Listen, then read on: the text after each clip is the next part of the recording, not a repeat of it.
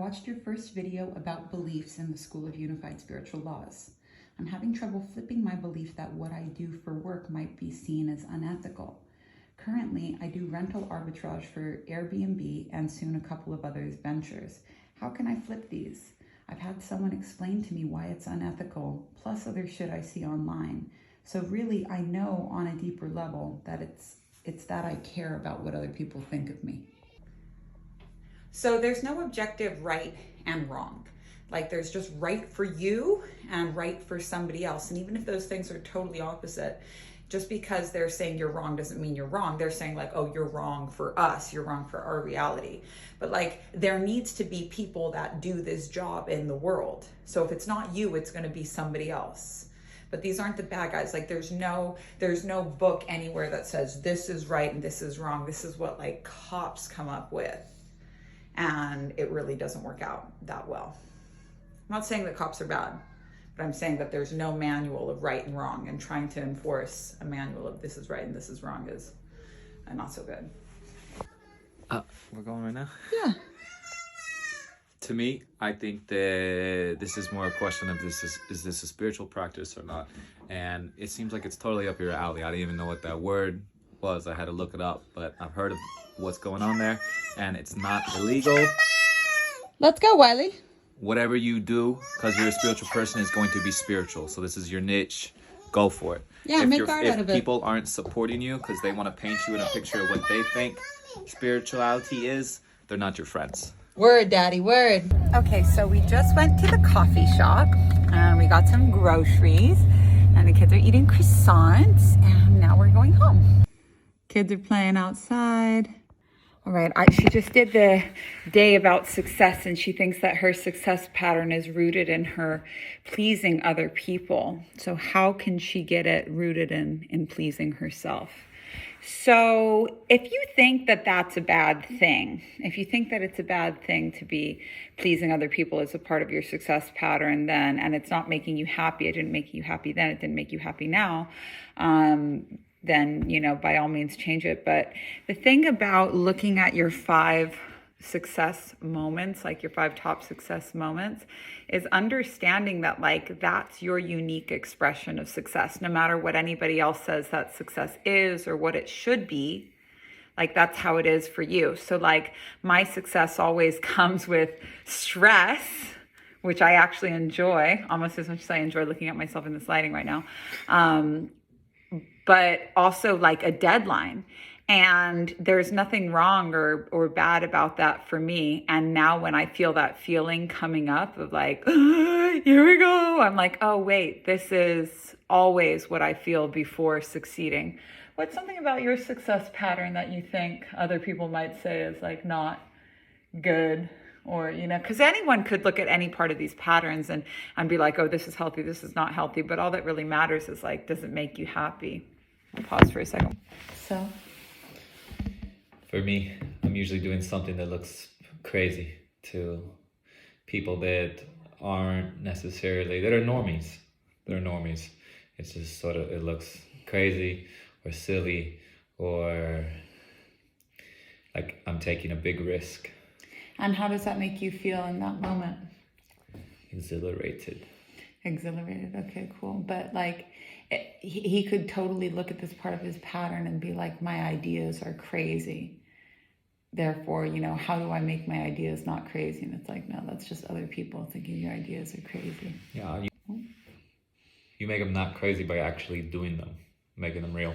Mm-hmm. Yeah, it was all, every idea is crazy, but the actual if it's invention just words. is, yeah, but taking action on it is. So what I wanted to do with these, because it is like a visual podcast for people, is always give people a little update on what's just going on with us this week, what we're learning and what we're focusing on, and also thank some of our sponsors. Our sponsor for this week's podcast is our Teacher Training Wheels Reinvented. So everything that I teach and everything that I do, my one-on-one coaching, all of that is rooted in trauma work, which I consider to be like the most important groundwork that you can do. And make sure that when you're teaching other people, you're not just projecting your shit and your trauma all over them. Also means that when you're sharing your message, you're not just talking about like unhealed trauma, because that's what comes out of your mouth until you heal it by talking about it, which can get really messy. I'm telling you from experience. So that has already begun. You get a chapter of the book to study. And then a week after you get that first chapter, we do a case study call where you get to see the work demonstrated. So you get a free 5-day trial. You get to join our community Safehouse. You get to ask questions like people here have asked questions. And you'll get to be a part of that case study call. You can bring any psychological ailment and I'll work with you to find the root of it. First come, first serve on the case study. So thank you, Wheels Reinvented, and thank you, Safehouse. So what's been going on with us this week? We moved to a new place. We moved back to our home. We love this place. We had to go out. So we got this place. We loved it, but it had some like weddings and stuff booked here. And so we had to move out for a little bit, but now we're back and we love it. We'll be here until we go on our European vacation, unless we decide we want to go somewhere else. So, and then we'll be back here after that. And man, like it's amazing. What you're the most resistant to is sometimes the best option for you. I love this house so much. Love the space, love the hood, love everything. It just feels really good to be back. What else did we go through this week? What's been going on this week? We had a good thing that this happened after Breaking Broke, but one of the modules in Breaking Broke is, forgive us our debts as we forgive our debtors. And we had somebody try to steal like $14,000 from us this last week. Basically, we had already refunded them, but they had said, oh, my card's broken. So they had this plan. 2 months later, we refunded them 2 months ago, and just recently they tried to swipe $14,000 more from us. But they were like, it was really stupid actually, because they were like, please don't refund our card because our card got canceled. It was like a long-term scam thing. So we refunded them via a wire transfer, and then they filed a dispute with their bank about the original charge. And so they're trying to get like $14,000 extra. And we were just if it was me, if we weren't in business together, and like I make this joke all the time about like women selling things versus men selling things, but basically women feel so bad about the numbers, about being like, fuck you, pay me, this sucks. And I'm a pretty like masculine woman. I'm pretty good at charging for stuff, but I was just going to let it go and be like, fuck it, let her have it. It's the most money she's ever going to see. Like, let's let it go. And I'm so happy that like I would literally have done that, which would ultimately be rooted in me playing small and me being afraid of like going through the court system, of me worrying that it's like not spiritual unless I'm taking shit. It was all coming down. When I was very young, I spoke up about my brother molesting me, and it went really bad. I ended up getting in trouble. He blamed it on me, the whole thing. And ever since then, Wheels Reinvented, of course, every time I'm teaching it, I always like go through it. But it's clearly a rite of passage for me, because I had this story for a really long time that it's like not, that defending myself just doesn't work. That for people like me, the cops never help, the legal system never helps, the numbers never help. So I like don't even report it. And that's gotten me into trouble in the past. And so this is like a really, really good opportunity for me to be like, no. And if it wasn't for you, if it wasn't for your presence in the business, like you have to understand that us integrating it from a personal female-owned, female-run business to a family business, financially, it's really saved my ass. Like it's really saved our asses, and it's financially like you're not only, because if we didn't resolve this, we'd have a leak in our money container. And this was like the quandary, like, am I supposed to forgive this person or... Yes, forgive them, but also get your money back. Yeah. And it was... It's a different situation, because it's not like someone walked into our home and took the money. It's all through the internet. So it's like, thinking of it in those terms, you wouldn't just let someone walk out with your money, walk into your home, see them, walk right out, take it from your family. No. And something that I just lost my train of thought there for a second. Oh, well, something that I was like struggling with was like, am I a bad person for doing this? Now, the way that this person really fucked up is that they're actually trying to get $2,500 more than they've ever paid. So it's just like a numbers thing. It's like one of those like stupid crimes where it's like, yo, like, if you would have tried to get the exact same amount of money that you paid, like you might have a case here, but like this was just a really big fuck up. And legit stealing. Legit stealing. And I learned by talking things out, and I learned from trial and error. Like I really had to think about it. Like if somebody did this to my son, would I tell him to let it go? If somebody did this physically, came into my house, I would not let it go, because it's not about the money. It's about the fact that someone could break into the house and that the safety is compromised because of this leak. Like the safety is compromised. And when it's a digital leak, it doesn't seem like that big of a deal, but it's like literally the same thing. But I learned by trial and error for my whole life. And trial and error means like I'll only know if it's the right decision if I do it myself. Like no amount of talking about it or intellectualizing. I only learn by trial and error. And all 6 lines learn by trial and error until they're 30, but I'm a 6 and a 3, which means that I'm the role model that learns by trial and error, followed by the martyr that learns by trial and error. And I'm here to show you all of the things that don't work, because I'll save you time. I'll save you time. And that's why I have the greatest money-making ability of any of the other human design types, is because I just have the most data on what doesn't work. But I had to literally decide that I was going to forgive her, that I was going to let it go, to move forward on that as if it was going to be what I was going to do, and feel how wrong it felt, like in my body, feel how wrong it felt before ruling it out. And I have to say that like I felt like I was going to throw up when I was like, no, I'm going to go after this bitch.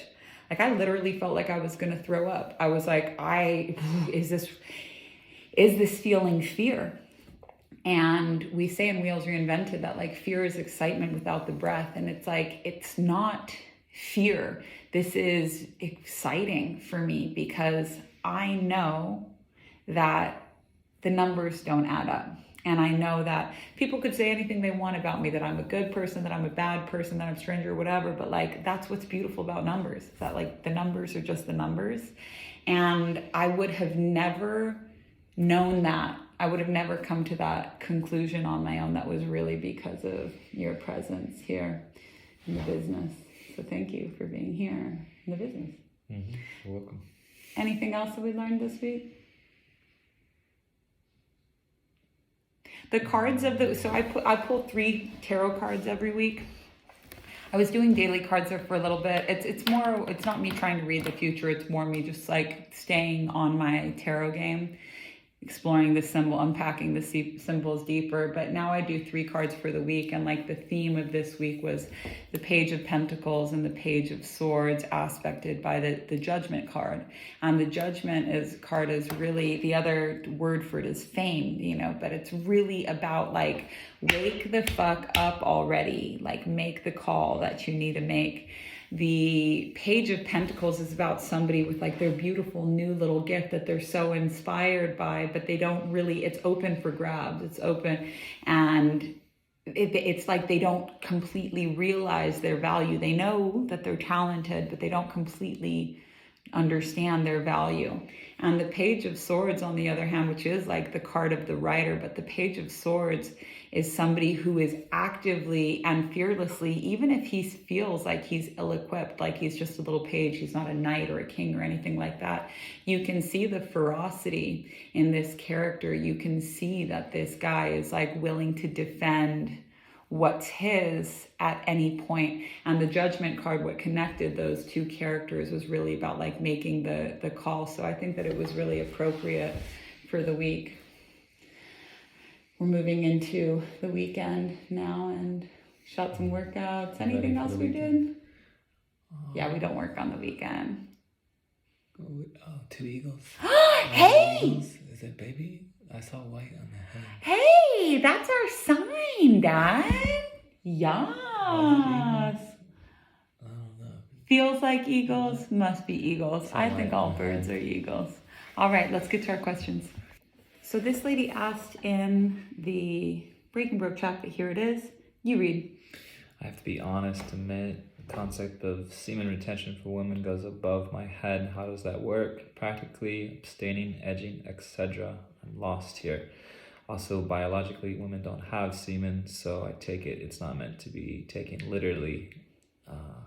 More as an energetic of women, sexual impulses, creative flow, etc. Any more? Yeah, you have to read this question again, but can we get that one more time with feeling, please? I feel like I was listening to Siri. Alexa. I have to be honest and admit that the concept of semen retention for women goes above my head. How does that work practically? Abstaining, edging, etc. I'm lost here. Also, biologically, women don't have semen, so I take it it's not meant to be taken literally like that. More as in the energetics of women's sexual impulses, creative flow, etc. I need more guidance with this one. Oh, I'd love to pitch in on this, unless you want to talk about your vagina. So women don't have semen in the sense that it's like seeds, but have you ever ejaculated and seen that? Like, the only time not the only time, but the first time that I ever saw it was after like a really big wank where I was using a dildo and I saw what was all over that after I came really hard. You have semen, but it's not like biological semen. What they call it in Tantra is ojas. And the men have it and the women also have it. So the metaphor, I can say this, I'll say it in an esoteric sense, and then I'll say it in just straight up, this is how you practice it. In the esoteric sense, the metaphor of like the orgasm is instant gratification. Like, why the fuck would I go to the Chinese buffet and not eat my cookies is what I say. But instant gratification is like kids play, like for real, kids play. And if you look at the things that are like really valuable in your life, and like a lot of them were challenging, a lot of them took discipline. No success happens overnight. The things you had to work for, you had to delay instant gratification in order to get the long-term pleasure of what it is that you really want. And so like the orgasm is like the deepest symbol of that. So how, as a woman, you experiment with this, it's very simple. Try getting close to an orgasm and not going over the edge. Self-pleasure, fucking, whatever, but see what happens. Try to go 40 days without ejaculating, without having the spasm, without coming like that. Try to go 40 days without having the spasm and see what happens, and see how you feel creatively, and see how you feel physically, and see how you feel energetically. And if you're with a partner, see how you feel in your relationship with them. But what you're doing is you're not going, it's not a peak orgasm where you're like racing to the top and you go up and over. You get close, you bring it back. You get close, you bring it back. And you keep doing this multiple times, and you'll get better and better at it. Start there, and you'll learn about it more from your own personal practice than you would from hearing anyone else talk about it. You have anything that you want to add on that from the men? Well, I mean, I'm learning the difference between why you talk and I'll get the babies. Orgasm and ejaculation. There's two. It's separate. So the ejaculation happens after the orgasm. So knowing the difference between the two and just having the orgasm without the ejaculation is super beneficial.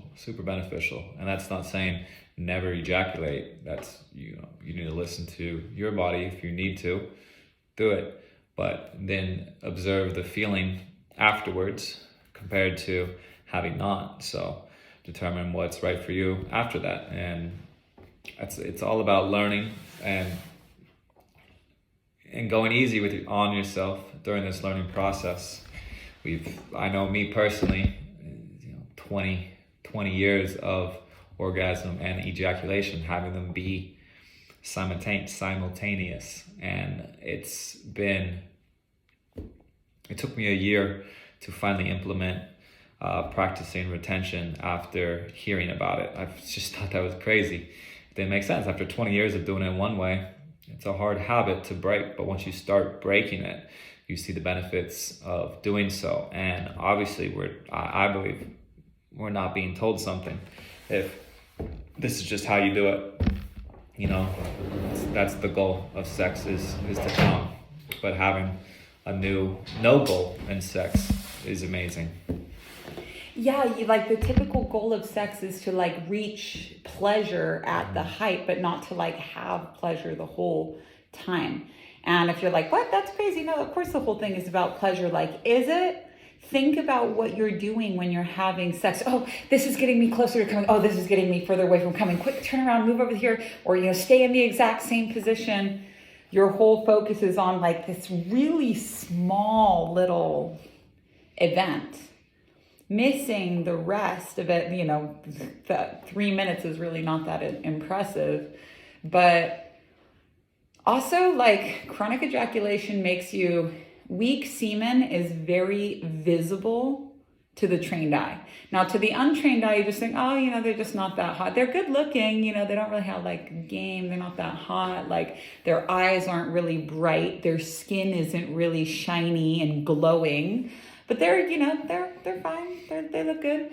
But man, as you get older, like it's your life force. It takes a lot of energy to make semen, and you're going to be making it, but that energy is going to be going to different places as you make it, and you're not just expelling it and rebuilding up that supply inside of you. And if you're wanting to have a kid, like if you're like consciously trying to conceive, a frequent ejaculation is basically the worst thing for you. The only thing that's worse for trying to get pregnant than chronic ejaculation is actually like trying to get pregnant and having that being the whole goal. Like, your womb doesn't even open up when you don't feel safe and you don't feel in pleasure. So, and if you're like, well, how do people get pregnant from rapes and stuff if they're not, in pleasure and their womb isn't open? That's because who are you to question? Who are you to question the will of the gods? Every child that's meant to come to earth gets to earth somehow. So children that aren't meant to come to earth from an event like that end up being aborted or something else happens. But there's plenty of kids that were born as a result of that, and the parents have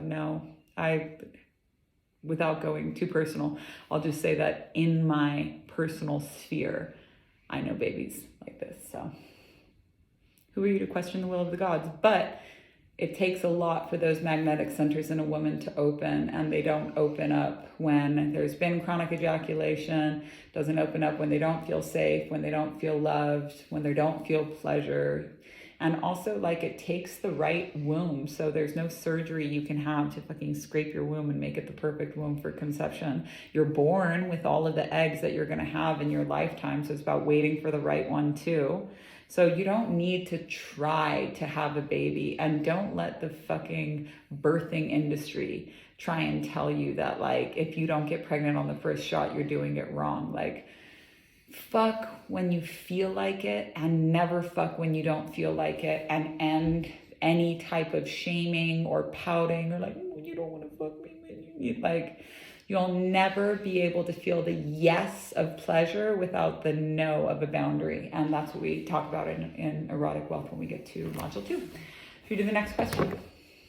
Okay, I'll read this one with feeling. I can't wait for wheels. Me neither.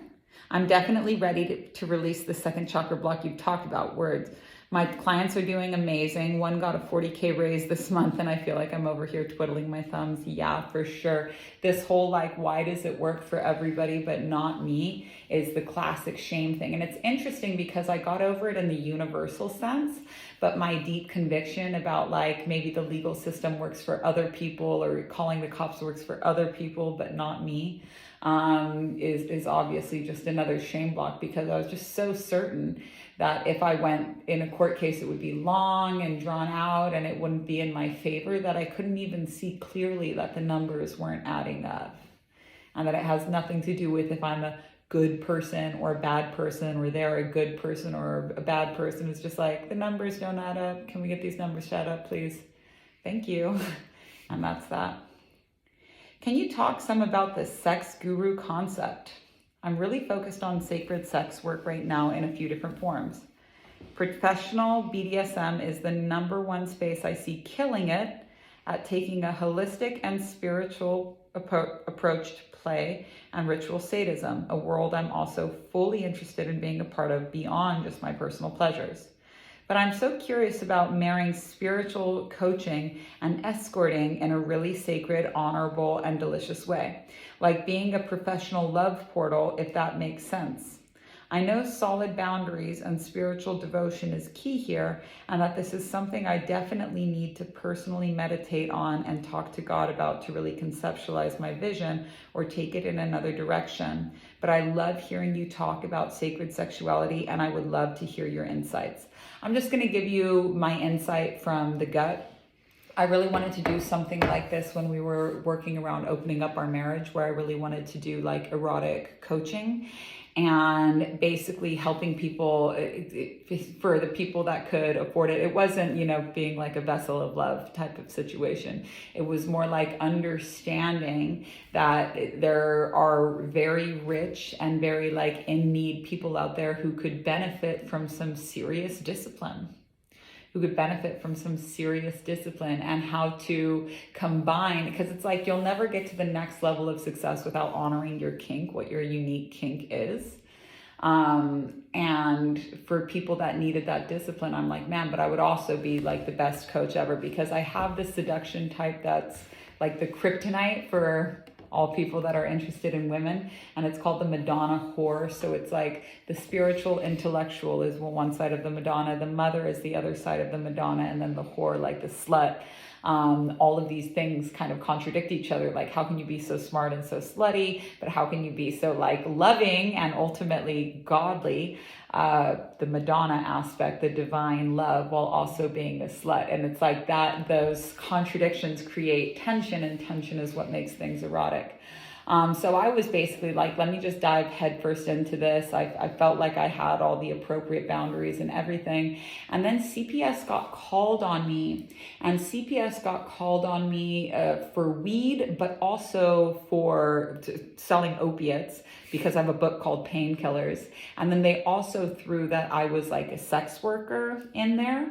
And that ended up being like the main thing, life of the sacred whore, right? But that ended up being the main thing that I was going to need to like prove otherwise for them.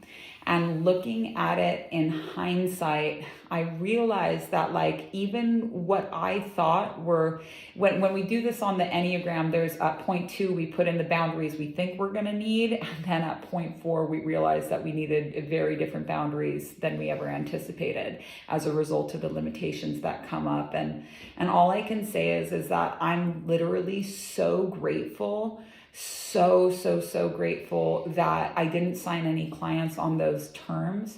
I'm really grateful that it didn't go down like that, because I just really wasn't trained enough in that area at that time. And since then, I've learned so much about how, and no shade to people that are doing this differently, but something I found after giving it a year and some time and some reflection is that I don't need to take my clothes off to teach people about eroticism, to teach people about intimacy. I am a full-on exhibitionist, so there's a lot of me that like wants to do stuff like that, but I didn't really know what I want. I had the instant gratification goal back then that was literally like circumvented by the gods via this CPS situation, and caused me to really rethink how I was doing things. And I'm just so happy that happened. So what I would recommend to you is, you have a lot of spiritual mentorship, you have a lot of these different mentors. But I would definitely, I forget what the lady's name is. If I remember, I'll send her name to you. But it was this lady, this dominatrix that I really liked, that was all about like the psychological aspect of domination. She taught a few ladies that I really liked. I can't remember any of their names right now because it's all in the Instagram world. But I would recommend like getting trained by somebody who knows how to be very discerning in the sex industry, because there's people, because that discernment is knowing what people say they're there for and knowing what they're actually there for, and how to, because it's not, you're safe anywhere you go, but sometimes you learn safety through trial and error. And I would recommend getting a professional sex worker, someone who's been in the industry for a long time, to help you really figure out how you want to land this. Because I thought I knew all about it, but there was plenty more to learn, and it would have probably been a bit of a mess if I had gone in with the boundaries that I thought I needed versus the boundaries that were actually needed. And we also hadn't put those boundaries in our relationship. Well, we thought we did. Like, we thought we did. We thought that we had the idea of it. Yeah, we thought that we had like talked about it. We thought that we were like all good with it, but it turns out that like we actually weren't. Yeah. And we ended up going in a super different direction. So I am not like... If you have a partner, talk to your partner too. If you're single, then no partner to talk to, but... Yeah. You know what, what's a good book too, is Whore of New York by Liara Rue. Sex worker. She talks about all her different activity, like everything that she did in that industry, which like she's still a part of. She's an interesting person to follow. And that's where I found, it was through her, through a friend of hers, this like really, really hot dominatrix. I can't remember the name. She's beautiful, beautiful, beautiful Latina woman. But I think her name's like Mistress Chi or something like that. But that's whose course that I was gonna take. If I find it, I'll definitely let you know. But like seriously, you don't have, when it comes to sex work, there's a lot of trial and error. Some of it is like really, some of it can be legal danger.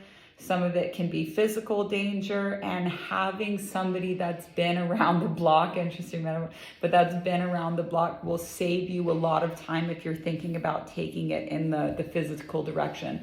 For me, I realized that taking the psychological direction is always the way that I go in my business, and that what I specialize in is digital offerings and not one-on-one in person. And I'm just like literally so happy that it didn't go that way. I've seen you talk a lot about panic attacks on TikTok lately. TTs is teacher training to me. I used to get them when I smoked weed, but I've quit now. But now I get them while falling asleep. Any insight into that? It's most likely an upper limit problem. So like when you're going into that state of peace, like right when you're falling asleep, the ego or the unconscious is like, no, wake up, because it's like you're not allowed to be peaceful, you're not allowed to relax. And a good question to ask yourself is like, why am I not allowed to relax? When I first started getting panic attacks, that's when I first decided to go and see a therapist, and I was like really mad when he told me to breathe and like wasn't going to prescribe me drugs. But a good breath work for panic attacks. I love the 4-part breath, the inhale, hold for 1, inhale for 4, hold for 4, exhale for 4, hold out for 4. Another one is that's used a lot is called Sudarshan Kriya, and it's the Satanama meditation. So you take your Satanama means peace begins with me. You'll hear many different explanations of this one, but peace begins with me is the one I like best. But you go Sa-ta-na-ma, Satanama, like that. Got it. Incoming. You want to go get that kid? And then another one that's really good for falling asleep, if this is always the time where you get into it, you're going to do 16 small inhales. So, and you can do that to Satanama too. So you go Satanama, Satanama, and then 2 sharp exhales. Kwahe, guru. And you don't say Wahe Guru, but it's like the mental mantra. So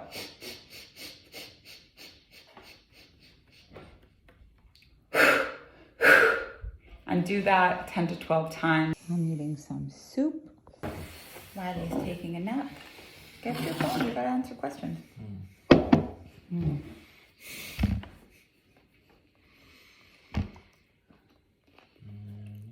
I think we're right here. Yeah. I've always been a big dreamer, like little night dreams, and they used to feel other or separate for me. Lately, they're feeling more integrated. I thought you were telling me to do something with my waking life as well. Any reason for this? They feel almost like we live in a different aspect or a different timeline. Weigh in on that, Dad. If it feels good, do it. Sounds like you're enjoying this. Sounds like it's a positive thing in your life. Yeah, if your dreams are telling you situations you want to be in, do it. Try it out. If it's things that you've done already in the past and it's just like a reminder of what you do not want to do, then don't.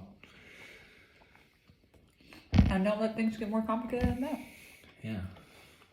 My dreams have changed a lot in the last year.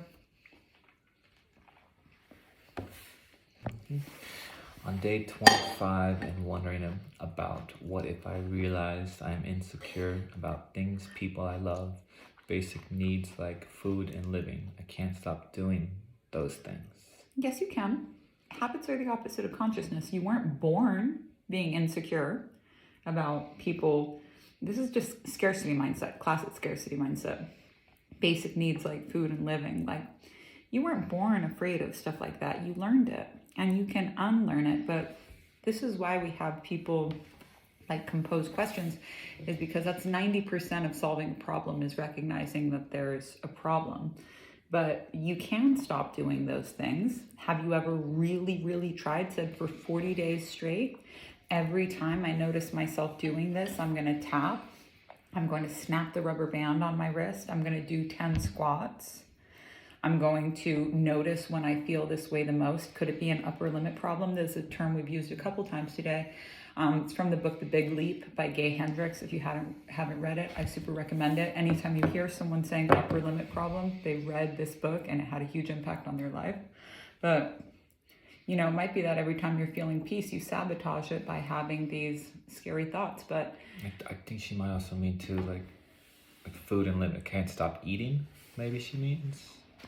No, like I don't food think. And living. Well, if she does mean that, try fasting for a little bit.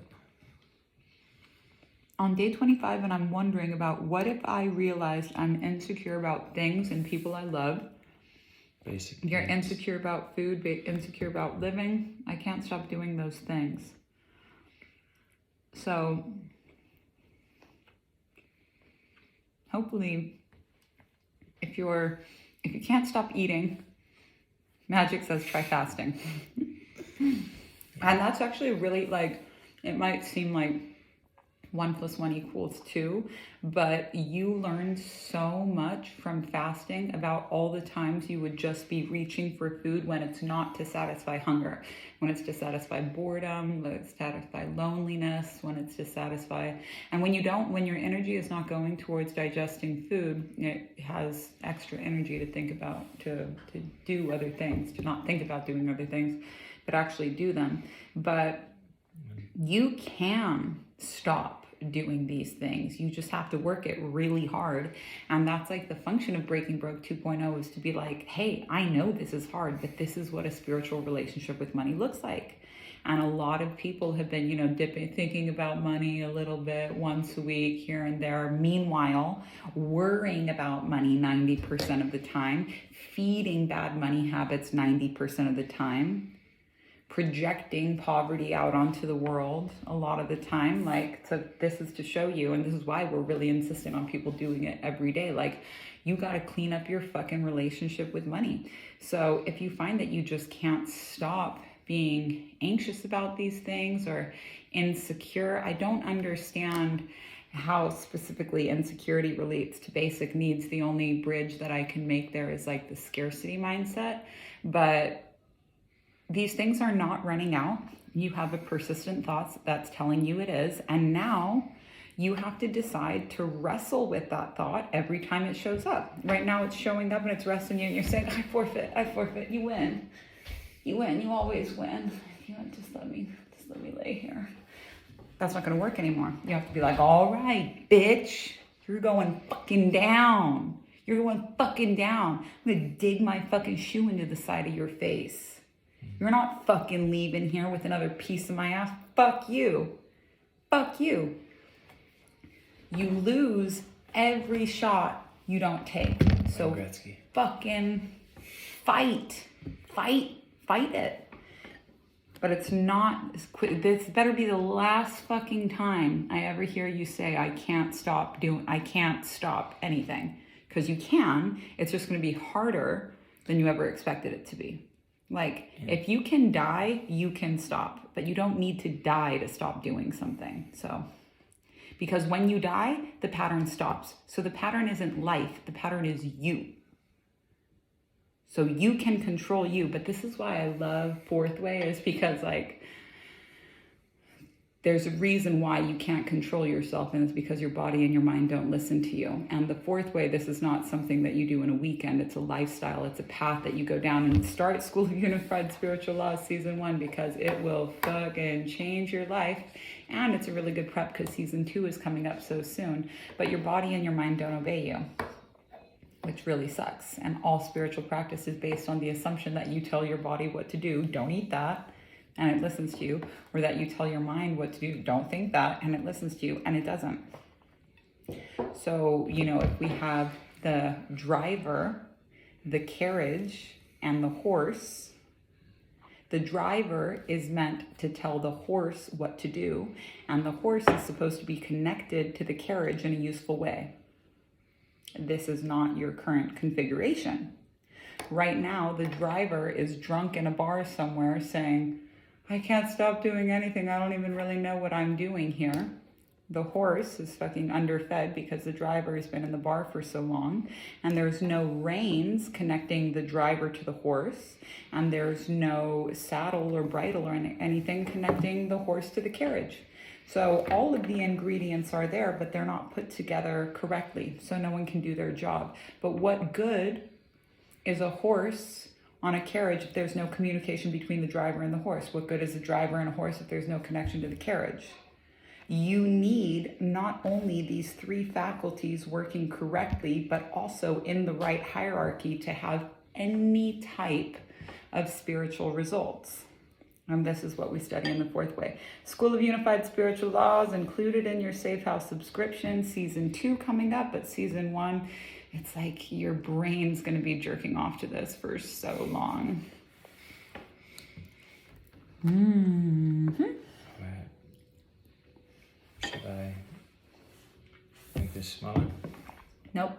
I'm frazzled with my vision. It's big. Good. I don't know where to start. I've run large businesses before, so I'm a little trigger shy because each thing has been universally shut down. I have 4 kids, ages 6 months to 7 years. I homeschool. My husband works. I stopped working because I had a mental breakdown. I wanted to heal.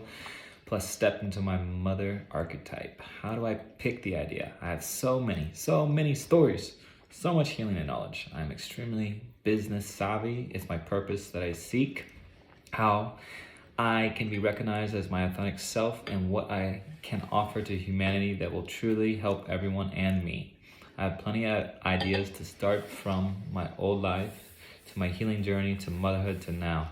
I can't find the thing pulling me, exciting me, driving me to create. I'm a 4/6 projector, life path 9, Taurus sun. Just finished Breaking Book 2.0 today. So on product development, I have time, ability, random ideas, but nothing that feels right enough to pull me, you know? What a great question. So the first thing I want to say is that if you have 4 kids aged 7 to 6 months old, you're amazing and you're doing it. The fact that you're even here doing your extracurricular work, like, honey, Finished on time. finished on time, you are fucking killing it. This is going to be no problem for you. I think you could probably, this story of like, I had a mental breakdown and had to leave, I think that you could probably sweep this to the side. You know, wanting to focus on motherhood is enough. And my news for you is that you're never going to have to trade being a fully present homeschooling mom for a successful career. Now, when you have so many ideas, and you also have that 6 line, right? So 6 line is trial and error. What do you know about and it's only trial and error up until age 30. So meaning that it's only up until age 30. If you're over the age of 30, you can look back on your life, and this is where I would recommend you start. When have I felt the most successful? What has worked for me? What hasn't worked for me? What have I tried that really didn't work out? What did I try that really did work out? And just analyzing your own data, because you have more data from age 0 to 30 than literally anybody else. And the fact that you have also worked for a lot of big businesses, you know what does and what does not work. The next thing that I'm going to have for you is to set some really clear limitations for yourself. When there's so many ideas and so much creativity, they love limitation. They love, and it seems like a paradox because it is, but like those limitations create style and point to you like what thing you should be working on next. So the limitation I'd like you to lay down is, what is my work window per day? How do I want my life to look? My husband's going to continue working, let's just say just for this year. How do you want your life to work? For us, not working too much every day is pretty key. Not having all of the work on one person, for example, me, all the housework on one person, for example, him. But how do you want your life to look? How much time do you want to spend with your kids? And what's that like juicy time slot for you? And if it's just nap time, like, honey, that's how I did the first 5 years of my business. We're at nap time right now. So anything is possible.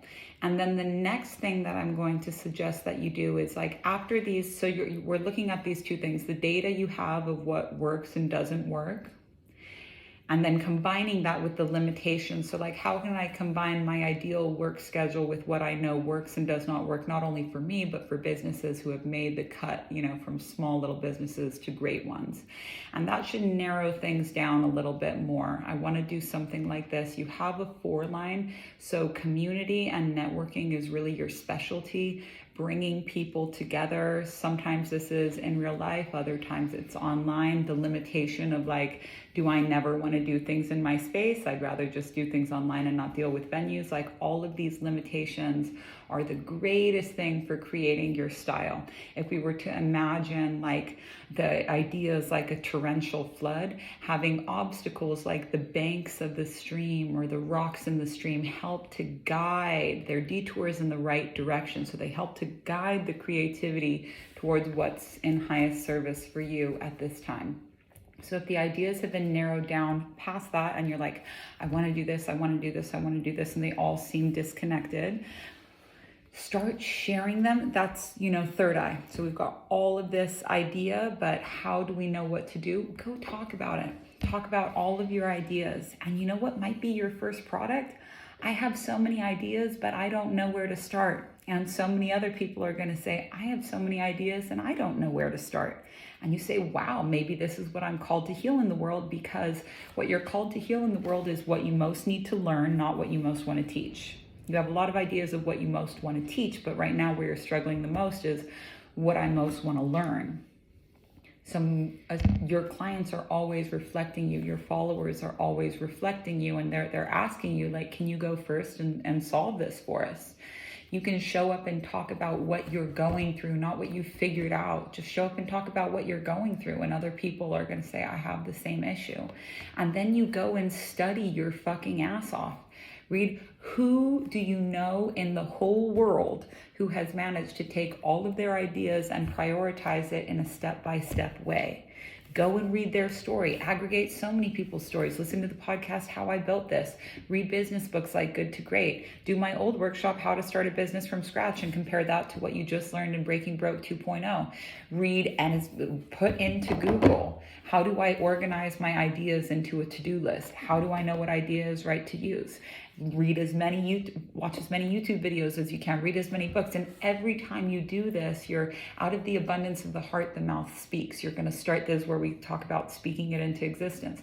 You're going to be so filled up with this thing that you're not only really stoked about because it's what you most need to learn, but you also recognize that there's other people that when you heal, you're not healed alone. There's other people that need this, and this could be lucrative for you. And this is what the teacher's life looks like. You learn it, you teach it, and you repeat it. But when you get to your life, you literally just get to nerd out on the things that you love with people that are like down to hear you nerd out about it.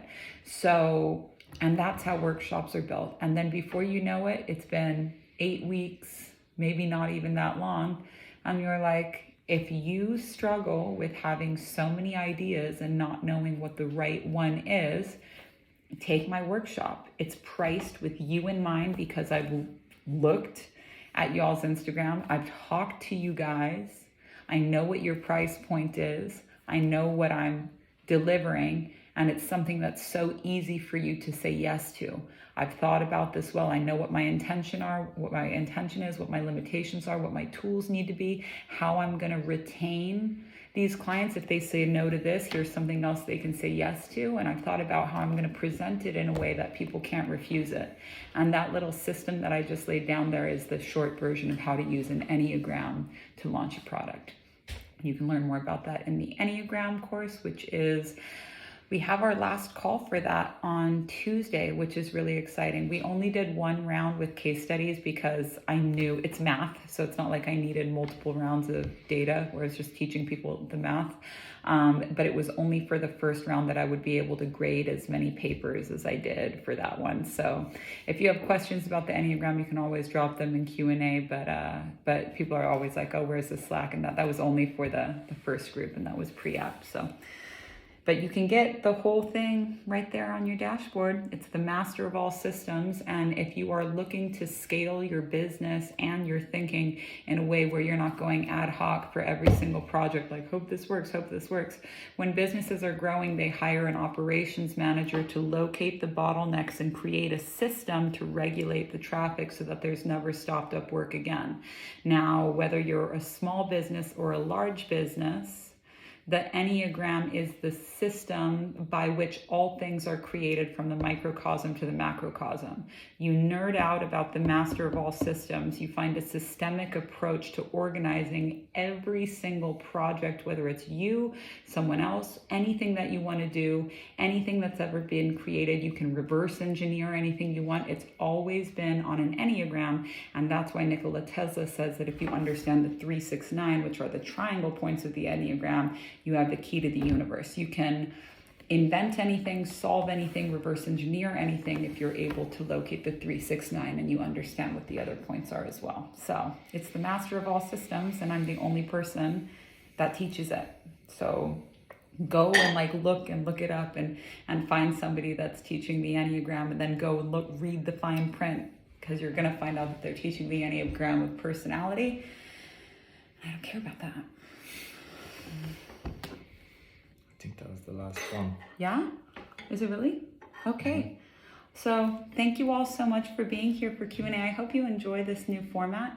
Let's talk about what we have coming up next for the week. Monday, our first case study called for Wheels Reinvented.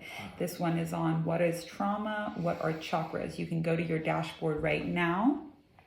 You get the chapter on audiobook, and the audiobook is just me reading to you. So it's not like, you'll love it. There's lots of little Easter eggs and stuff in there as well. But you have a week to catch up on the audiobook. The audiobook is like 50 minutes per chapter. Each chapter is about 20 pages. You can speed read it. It's written like how I talk, so you'll be able to zip through it pretty fast. And then the case study call, this one is going to be fun because it's open call. Bring any psychological ailment. We'll use all different types of trauma repair. You guys, I coach and I teach in an objective way. So basically, if you just write down the questions I'm asking other people or remember them, you'll get the same result when you ask somebody else that question. So these questions open doors. These questions are oracles, they're portals. And that's 227 is the last live round of teacher training. The only way this would not be the last live round is if I stop creating content, like I stop creating new content, or if I just have so much fun doing the case study calls that I decide that I want to do it again year over year. But from this round, we had to do things without music and we had to record the audiobook. Now that I have that, I'm like excited to put a new workshop in. I'm going to keep building your Safehouse subscription bigger and bigger until it's like Netflix, where you've got so many workshops to choose from for whatever it is that you're interested in. And then on Tuesday, we have the final call for the Enneagram. So exciting. It's been such an amazing group. On Wednesday, I may have a podcast. We're going to find out. On Thursday, I'm getting my haircut. And on Friday, we have Q&A. And massages. And our massage. You guys, we have the best massage lady. You guys know that scene in Charlie's Angels where the lady's like where Lucy Lou's walking on the guy's back and she has French tip manicure on her toes? This lady does not have French tip manicure on her toes, but she walks on you. Yo, the best massage I've ever gotten. And we only had a 1 hour one last time, but she usually does 2 hour sessions. And like, I have been massaged all over the world, so many different styles.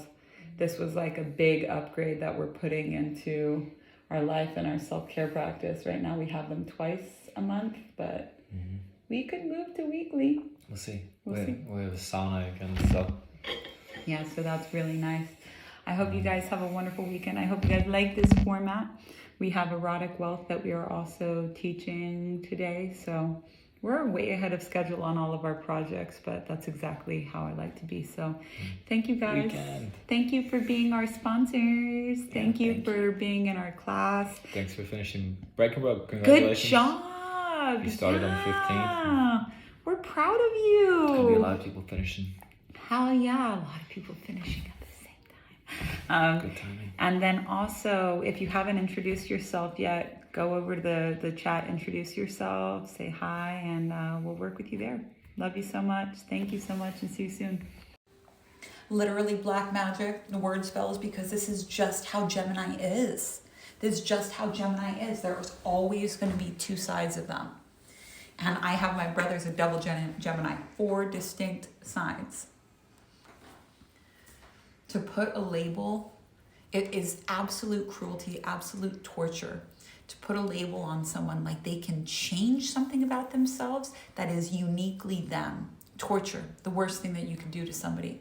They say, God grant me the serenity to accept the things I cannot change. Well, putting that fucking thing, that label on a Gemini is not accepting the things that you cannot change. And these are here to actually work for you.